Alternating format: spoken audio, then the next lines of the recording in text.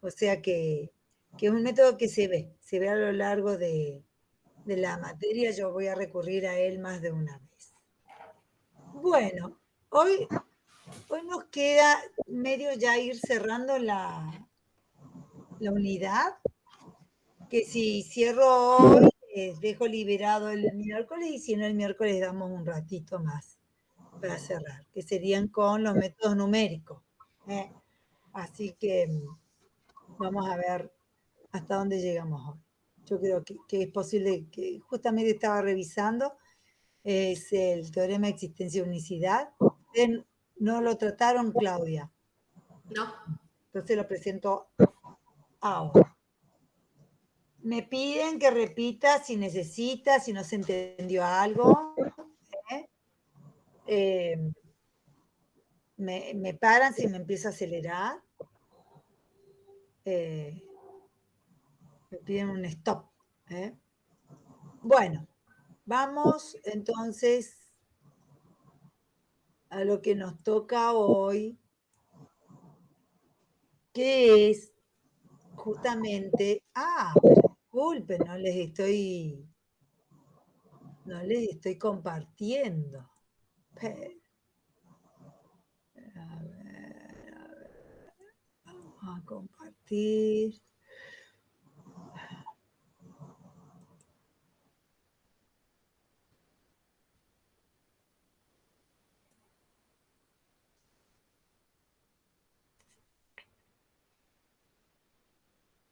Bueno, ahí les estoy compartiendo, también los veo acá un costadito, así que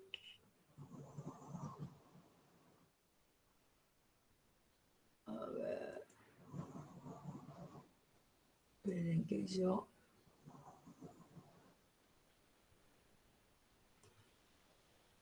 Bueno, ahí ven. Ay, capaz que convenga, esperen que les voy a dejar de compartir. Voy a probar con la otra opción.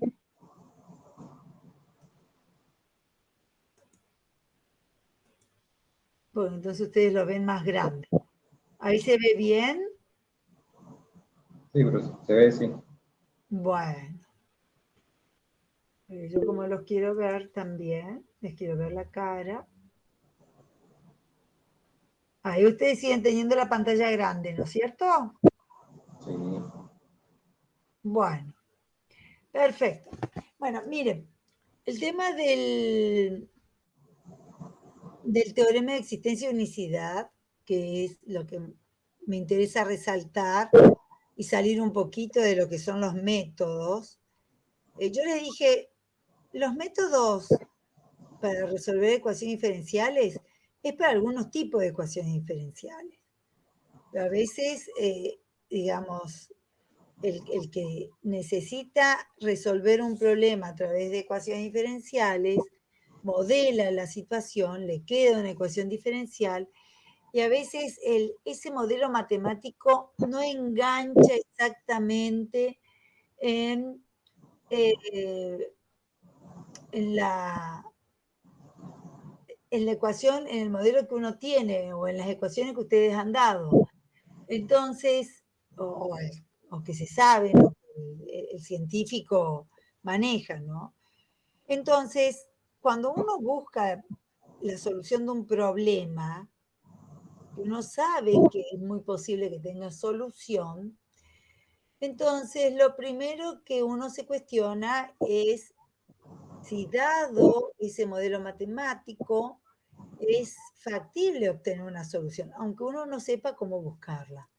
Pero uno puede asegurar de que existe, después se verá cómo se busca. Entonces, por eso el teorema de existencia y unicidad en este tipo de herramientas son importantes, todos los teoremas, ¿no?, de existencia, porque nos marcan pautas bajo las cuales, dado un problema matemático, uno tiene que esperar que exista solución. ¿Está? Entonces, si uno no tiene el método, bueno, busca el método a ver si ya está desarrollado, y si no, uno se marcará en buscar la solución a ese problema. Entonces, el teorema de existencia y unicidad básicamente se refiere a problemas de valor inicial y lo damos para ecuaciones de primer orden, después también lo vamos a dar para las de segundo orden y para sistemas. Y bueno, y nos marcan bajo qué condiciones de un problema nosotros tenemos que esperar que exista solución. No nos dice cómo buscar la solución, pero sí nos indica la existencia, nos asegura la existencia.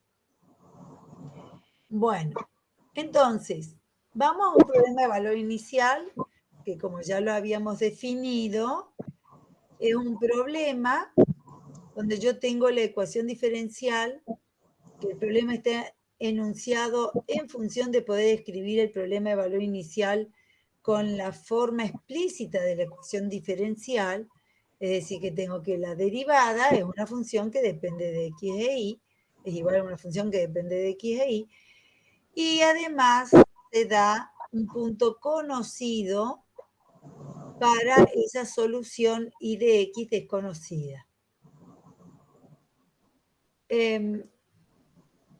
Esperen que admito, ahí está, ahí vuelvo. Bueno, entonces, por ejemplo, fíjense, yo acá tengo 4 problemas. A ver, ustedes mírenlo y díganme en cuáles creen que hay solución única y en cuál puede no haber solución única.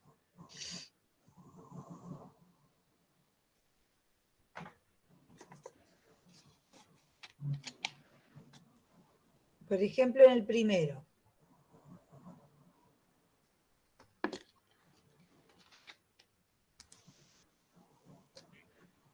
Les doy un ratito para que los analice.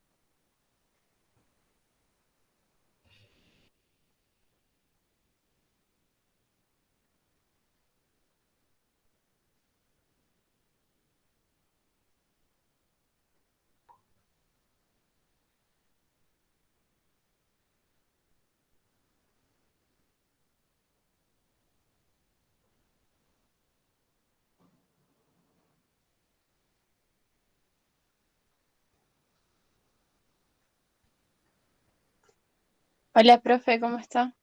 ¿Qué tal? Le pregunto, consulto, ¿cómo podríamos nosotros saber eso? O sea, ¿qué tendríamos que mirar a la ecuación para saber si tiene solución única o no? Ajá, primero, por ejemplo, en la primera uno podría intentar, es una ecuación sencilla, buscar la solución. ¿Está? Entonces, esa podría ser una posibilidad. En la segunda, por ejemplo, vamos a la primera. A ver, si ustedes buscan la solución de esa primera, ¿qué les da?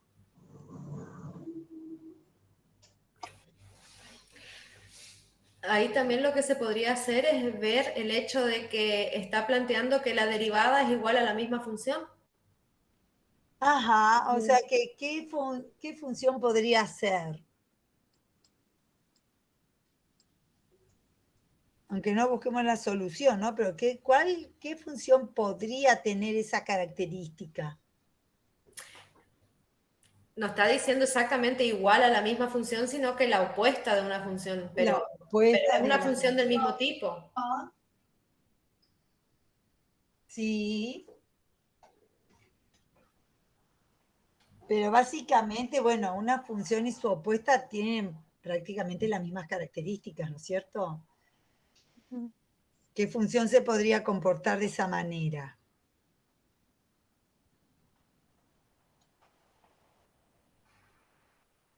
Si quieren buscar la solución de esa ecuación diferencial, intenten a ver qué les da.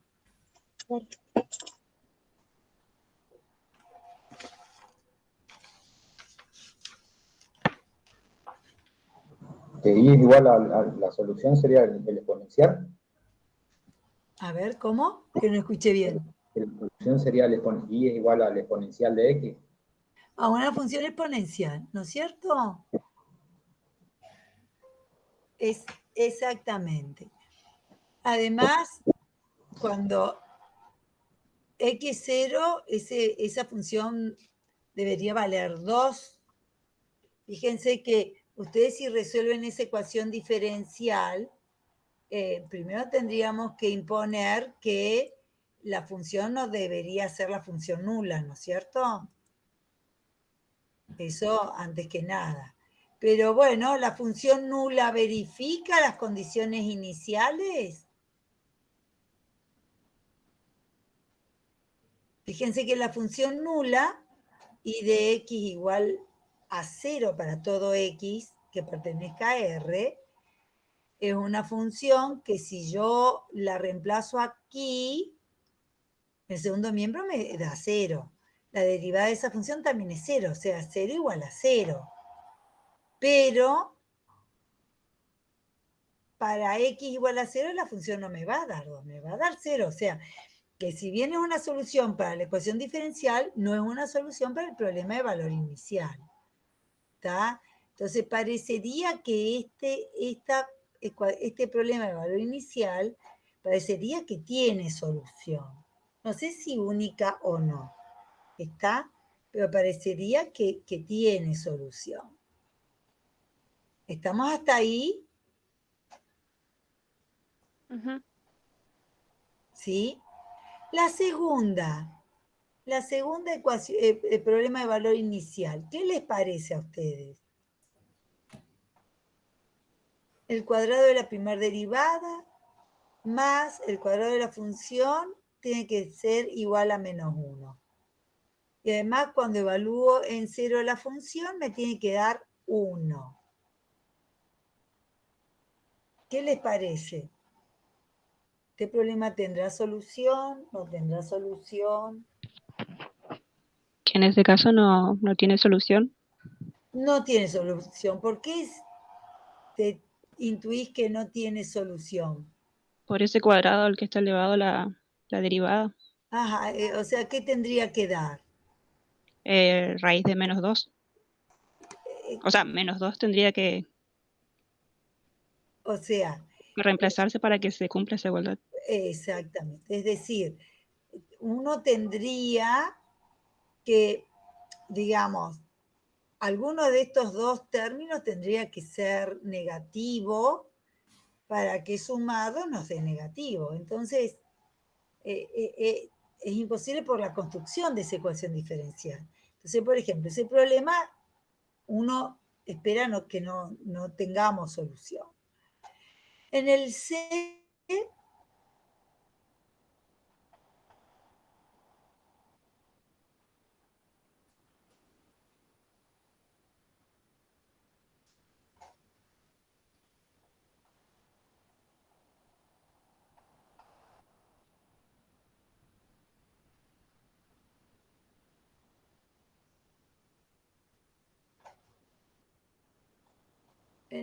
¿qué les parece a ustedes?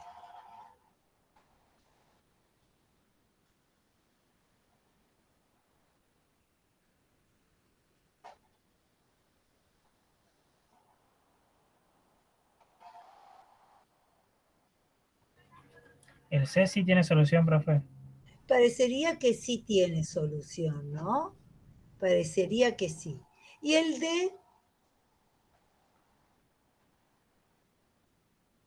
o sea, el C uno lo ve similar al A, ¿no es cierto? Por eso creemos que podemos plantear la solución.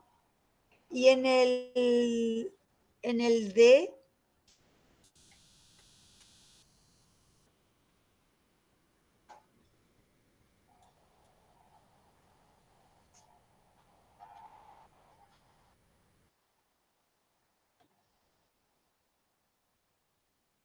¿Qué intuyen?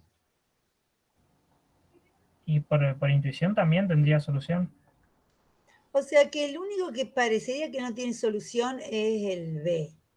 El A, el C, el D parecería que sí tiene. Bueno, hay algunas cuestiones acá que nos van a marcar, pero digamos, en eso consistiría tener alguna herramienta que ante situaciones más difíciles nos anticipe. Nosotros acá porque estamos viendo que, por ejemplo, el A, el C y el D lo podemos buscar la solución más o menos de la misma manera. Entonces decimos, bueno, va a tener solución.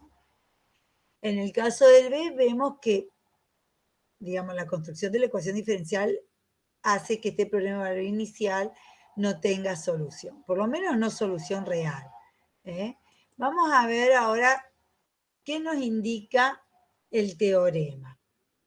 Entonces, recuerden que la ecuación diferencial bajo las condiciones iniciales es lo que llamamos problema de valor inicial. El teorema, fíjense, dice lo siguiente. Dice, sea R una región del plano XY definida por X entre A y B y entre C y D. Nosotros no hemos hablado de eso en los problemas anteriores, pero también, fíjense, de alguna manera, ese rectángulo R existe. Porque, por ejemplo, en esta ecuación diferencial, no hay nada que nos diga nada, Supuestamente I' e I no tendrían ningún problema para su existencia, digamos, para su definición. En tanto, por ejemplo, la C, uno ya restringiría a pensar en que las condiciones iniciales para un problema de valor inicial deberían involucrar a I positivo o a lo sumo cero. ¿Por qué? Porque esta función f de xy tiene ahí bajo el signo de la raíz cuadrada. Entonces, esa región R que define el teorema, digamos, de alguna manera, es importante.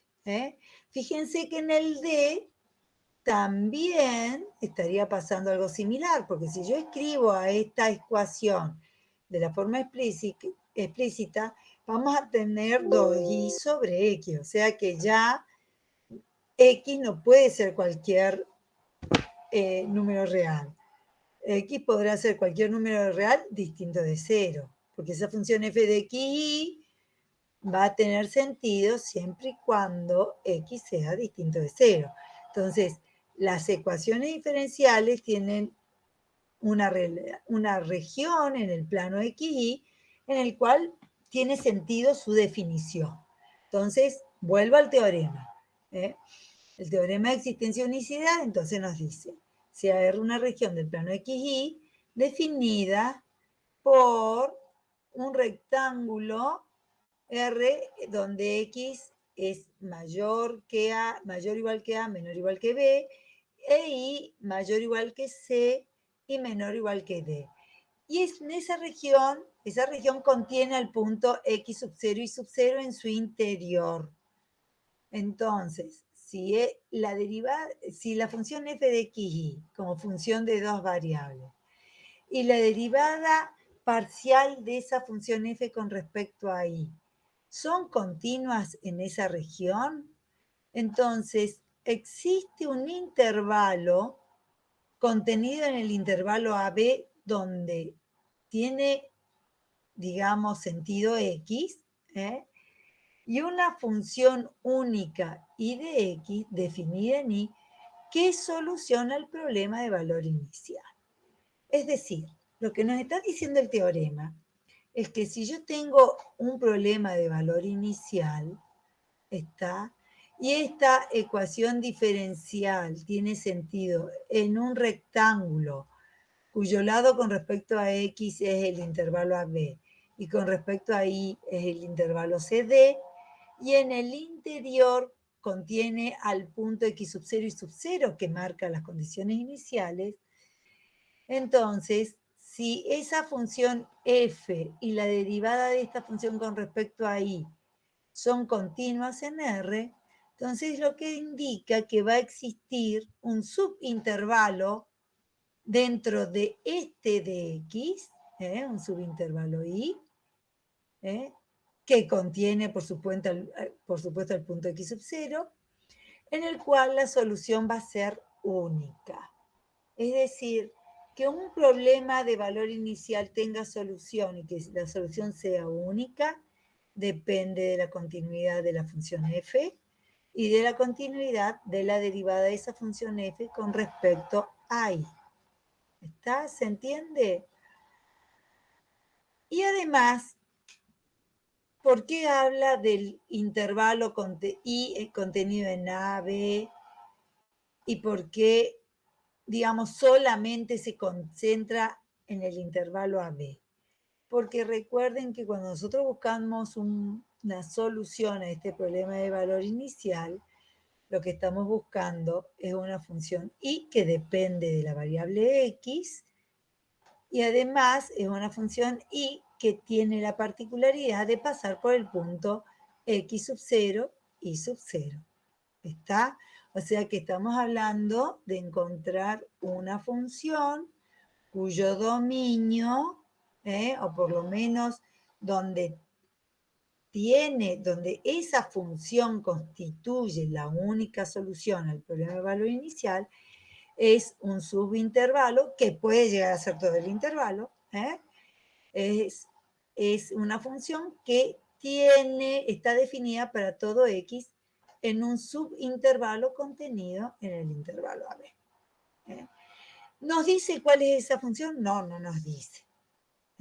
Pero sí nos da la pauta para ver si un problema de este tipo va a tener solución única o no, o tengo que esperar que la solución no sea única. Este teorema no lo dice, no me acuerdo de cuál de los libros lo copié, pero lo pueden encontrar en todos los libros que les hemos sugerido.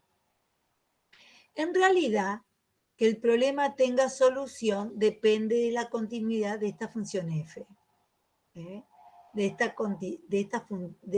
condición. En tanto, si además se verifica que esta derivada con respecto a y también es continua, eso nos asegura que la solución sea única. ¿Está? Entonces, hay libros que destacan esas dos partes del teorema. ¿Está? ¿Alguna pregunta?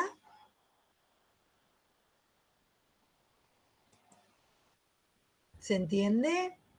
¿Podría repetir eso última, profe? Sí.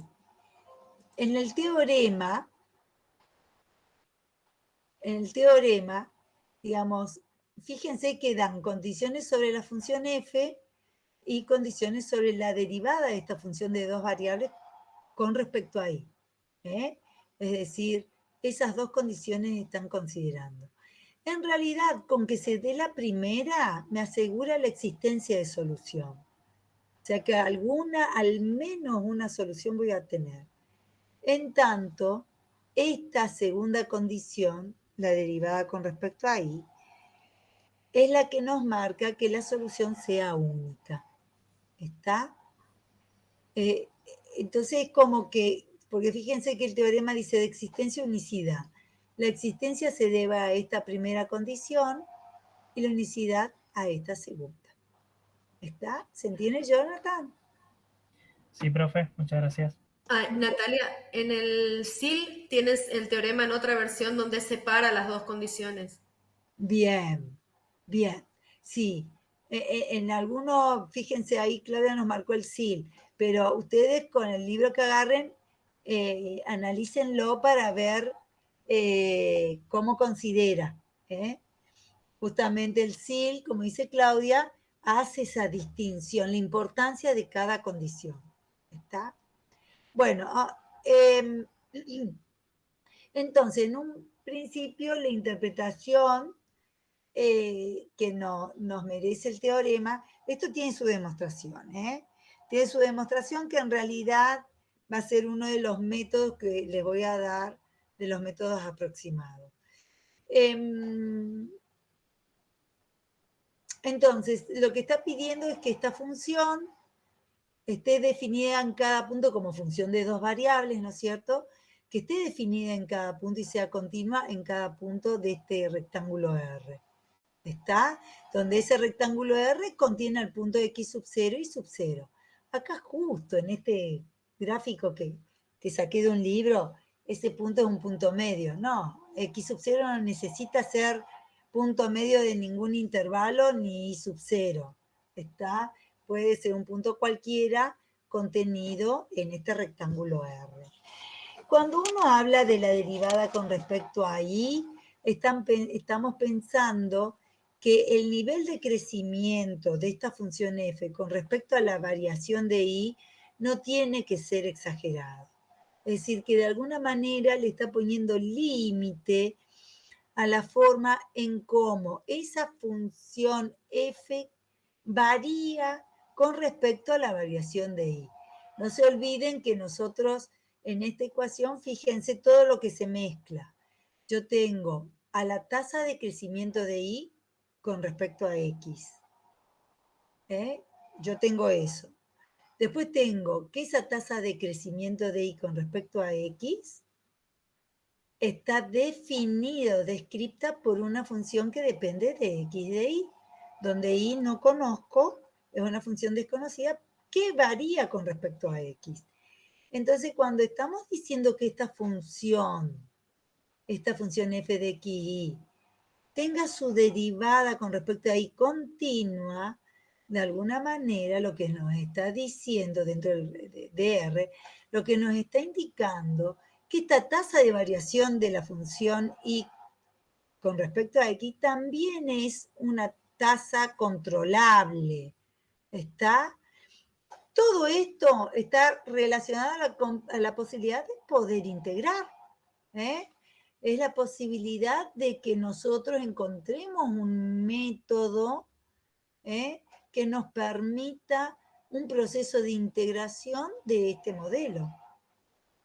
O sea que está dando los niveles de crecimiento de la función desconocida y con respecto a esta función f que la describe. ¿Está? ¿Se entiende? Bueno, a ver, les doy un ratito para que ustedes apliquen el teorema a estos problemas. En realidad, a este ya hemos dicho que, bueno, no existe, no hay función cuyo que tenga derivada, que además elevadas al cuadrado y sumados de menos 1. O sea, que esta descartamos. A ver, les doy un ratito para que analicen, aplicando el teorema, A, C y D. Primero, antes de que se pongan a hacer los cálculos, ¿qué significará que ustedes estudien estos problemas aplicando el teorema?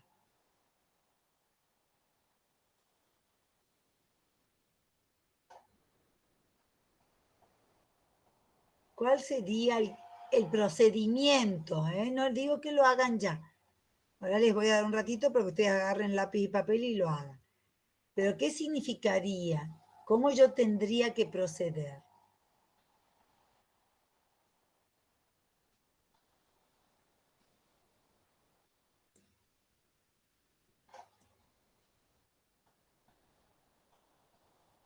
A ver, ¿alguna sugerencia?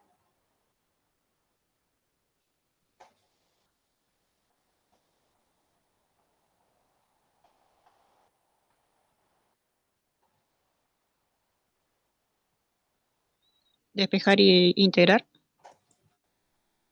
No, porque yo lo que estoy pidiendo es que se aplique el teorema, no que se busque la solución. Ah, o sea, ver cuáles son las condiciones que nos dicen si va a tener una o más soluciones. Ajá.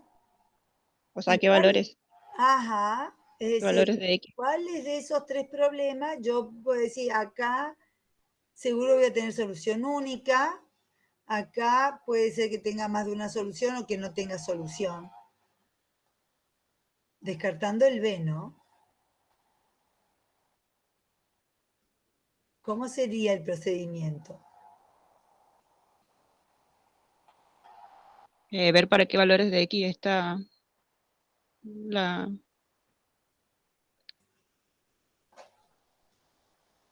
función es válida, digamos. A ver, Si es para todo X o solo en un intervalo. si es para todo X, para un intervalo. ¿Y qué tomarías, Pau? Y primero tendría que ver la forma explícita. Primero, tenerla escrita en forma explícita y después ver si la función f de x cumple esas dos condiciones. ¿Está? Claro. Y también para qué intervalo posible, ¿no? Bueno, les dejo un Sí. ratito a ver si lo sacan.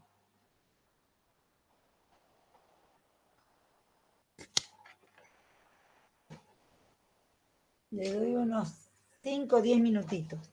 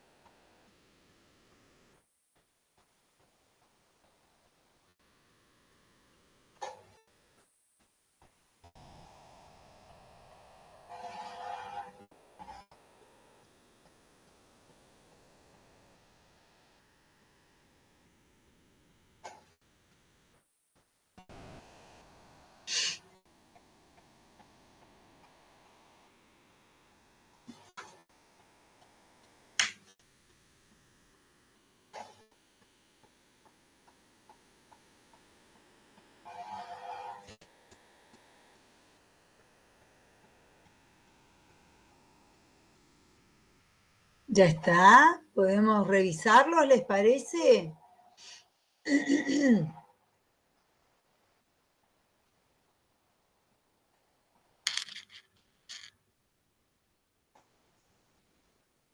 A ver el primero. ¿Cuál es la función f de x, y? Menos i. Menos i. Menos i como función de dos variables es una función que es continua ¿en qué región?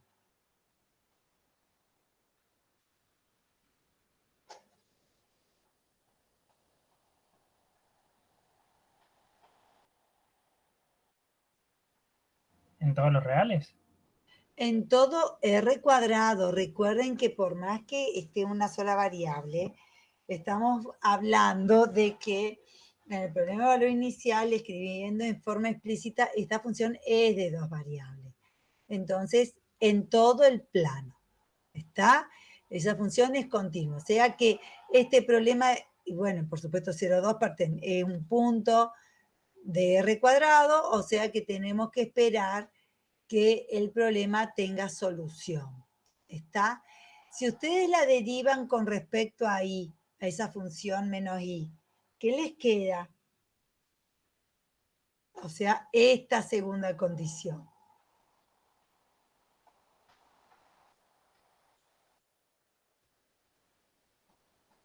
La derivada con respecto a i, ¿qué les queda? Menos 1. Menos 1, que es una función constante, también continua para todo r cuadrado. O sea que tenemos que esperar que la solución a este problema de valor inicial sea única. ¿Está? En algún subintervalo, incluso dentro de r cuadrado, pero bueno, dada la gran continuidad de todas las funciones ahí involucradas, esa función, ese problema de valor inicial tiene solución única. ¿Está? En el caso del C,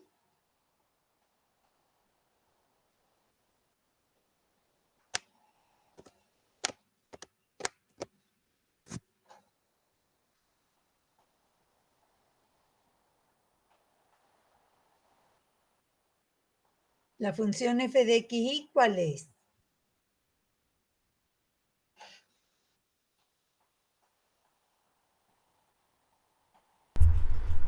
Dos raíz de y. Dos veces la raíz de y. Exactamente. ¿Esa función es continua? ¿O en qué región del plano x, y esa función es continua?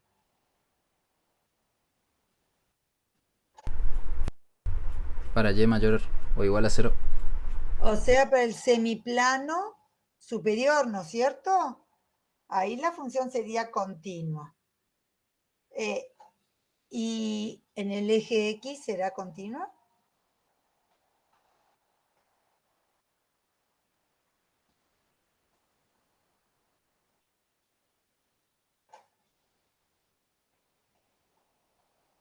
¿Sí? Sí. O sea, sí, a media, porque es la frontera, ¿no es cierto? Ahí tenemos el problema de que estaríamos en la frontera del conjunto en el cual esa función es continua. ¿Está? Pero, digamos, está definida en la frontera de ese conjunto. Bueno, si ustedes buscan la derivada con respecto a i de esa función, ¿qué les queda?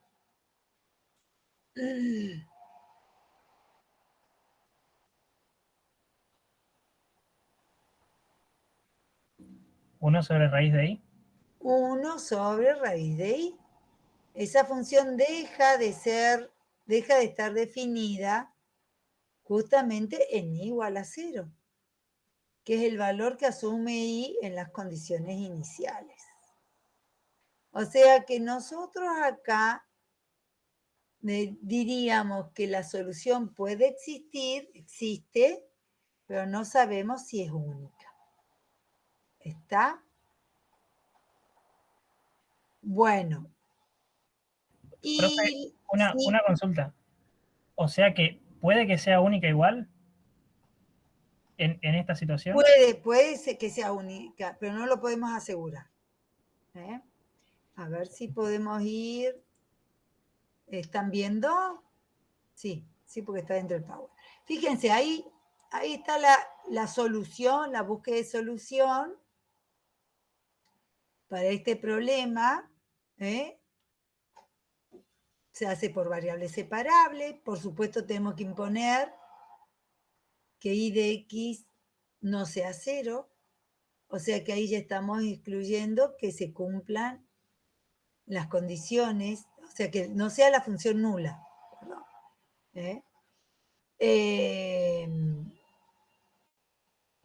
Resolvemos y nos queda esta expresión. Si yo a x le doy 0 e y vale 0, c vale 0. O sea que es la función cuadrática y igual a x al cuadrado.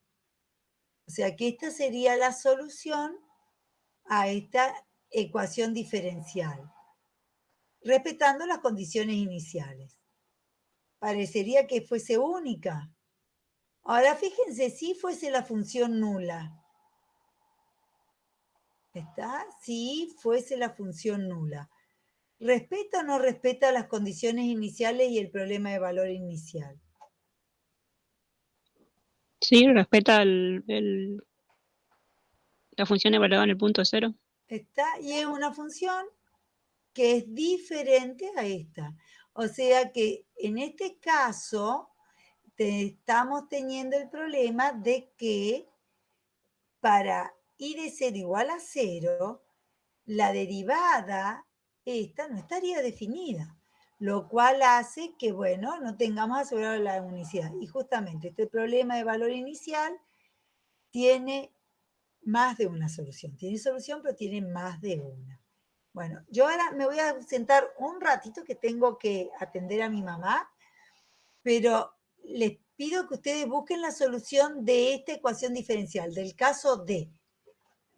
A ver cuál es la solución general de la ecuación diferencial y cuál es la solución particular para ese problema de valor inicial. 5 minutos.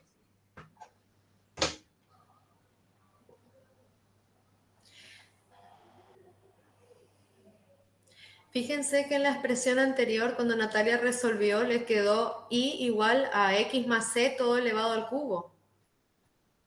Cuando resolvió la ecuación c. Ahí fíjense que no hay ningún valor de la constante c que nos conduzca justamente a la solución y igual a 0. No sé si están siguiendo lo que estoy diciendo. Está en la diapositiva siguiente. La solución que Natalia había encontrado era y igual a x más c todo elevado al cubo. ¿Sí? Al cuadrado. Al cuadrado, perdón. Yo veo cualquier cosa también. Bueno, ¿qué pasa si nosotros quisiéramos obtener la solución y igual a 0 a partir de esa? ¿La podemos obtener? ¿No? No. No. Entonces, y igual a 0, ¿qué tipo de solución sería? Singular. Particular. Singular, exactamente, singular. ¿Sí? Particular no, porque las soluciones particulares yo las obtengo para un valor de C. La que está ahí, y igual a x al cuadrado, sería una solución particular. ¿Sí? Porque la obtengo para C igual a 0. Pero no hay ningún valor de C que haga que y sea 0. ¿Sí? Entonces, y igual a 0 sería una solución singular de la ecuación diferencial. Ahora sí piensen en la tarea que le dejó Natalia.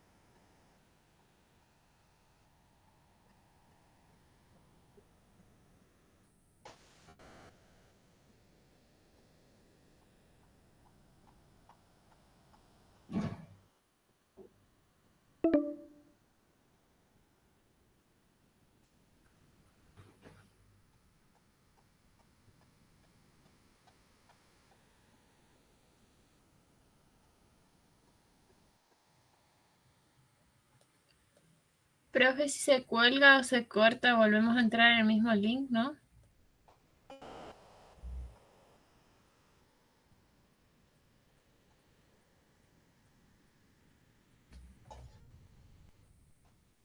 Acá.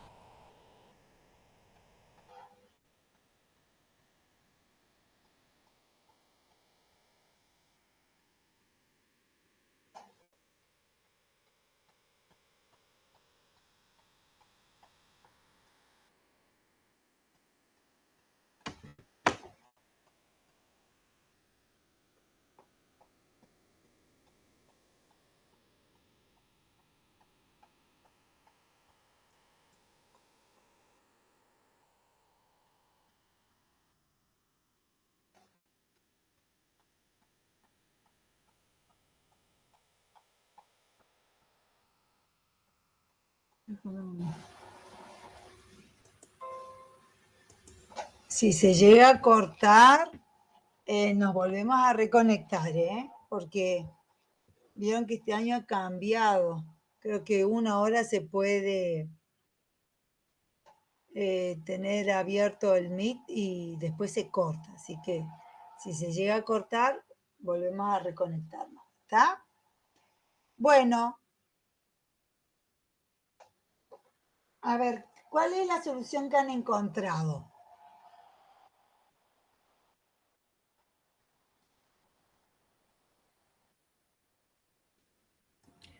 La general y igual a c por x al cuadrado. C por x al cuadrado, sí, así es. Está. Y la particular. Y igual a x al cuadrado. Y igual a x al cuadrado. Perfecto. O sea que la solución es única. Está en R. Fíjense que esta función indica que, o sea, el f de x sería 2y sobre x, ¿no es cierto? Es una función que está definida para todo r cuadrado, salvo que x sea igual a 0. Entonces, dentro del eje real, o sea, en el intervalo AB en el cual x tiene sentido, en este caso, dado que en las condiciones iniciales x es igual a -1, estamos hablando de la semirrecta que contiene a los reales negativos, ¿no es cierto? Y en 0 se corta. O sea, que esta ecuación diferencial que tiene, digamos, que está definida para todos los pares xy, salvo aquellos que tengan x igual a 0, hace que el dominio donde tenga sentido la ecuación diferencial sean los dos semiplanos definidos por la recta x igual a 0, y esa recta no pertenece al rectángulo R en el cual tiene sentido el problema de valor inicial. Y nosotros, dado las condiciones iniciales, fíjense, para x igual a -1 y es igual a 1, estaríamos trabajando en el semiplano izquierdo, ¿no es cierto? Sobre los x negativos.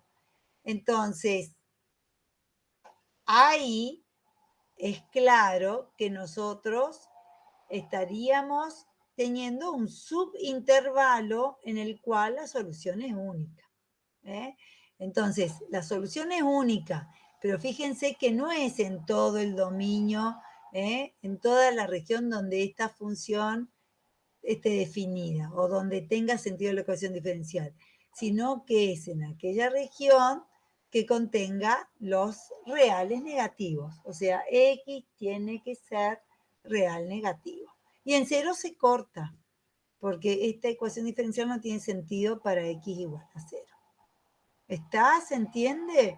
Por eso habla de que f de xy y f de y, la derivada de f con respecto a y, son continua en R, entonces existe un intervalo contenido en AB.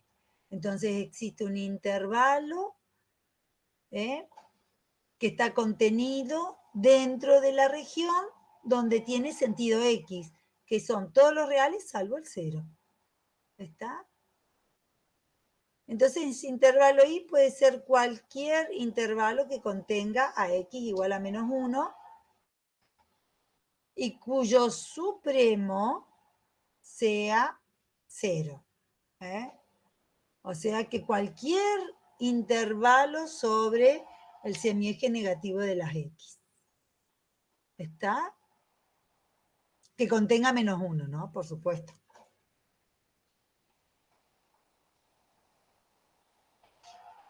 Bueno.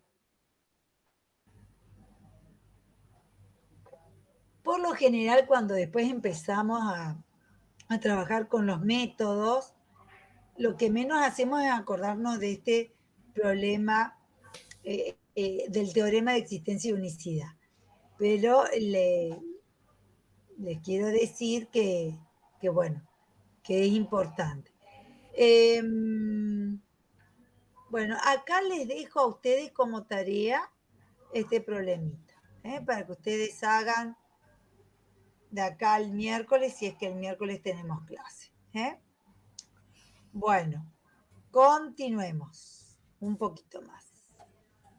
Entonces, esto es todo lo que les quería contar del teorema de existencia y unicidad. Ahora,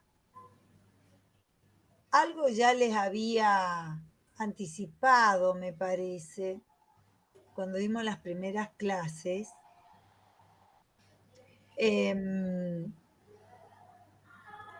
Son de los procedimientos cualitativos, porque así como el teorema de existencia y unicidad no nos da la solución, pero nos dice, este problema tiene solución, o este problema, la solución es única,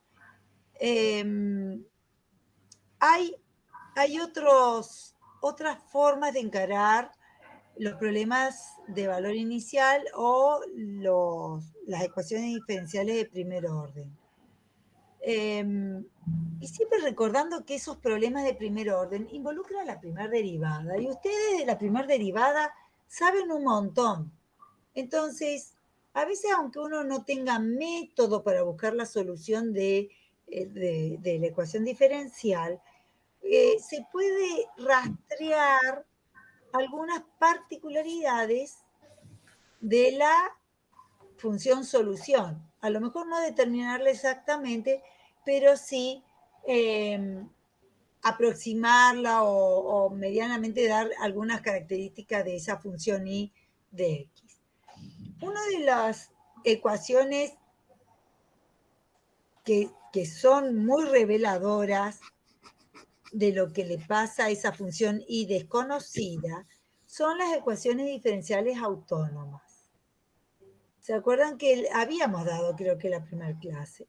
Las ecuaciones diferenciales autónomas son aquellas donde la variable independiente está ausente. Por ejemplo, el modelo que las representa es I' igual a f de I.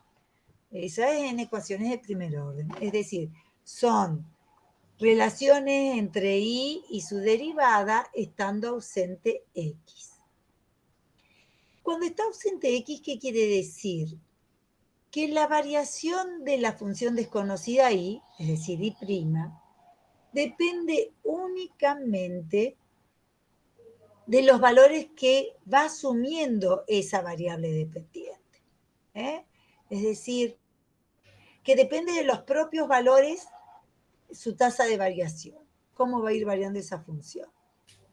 Este tipo de ecuación diferencial se las llama autónoma y me describen un punto que se llama punto de equilibrio, que tiene que ver un poquito, está relacionado con los puntos críticos que ustedes buscaban para los procesos de optimización.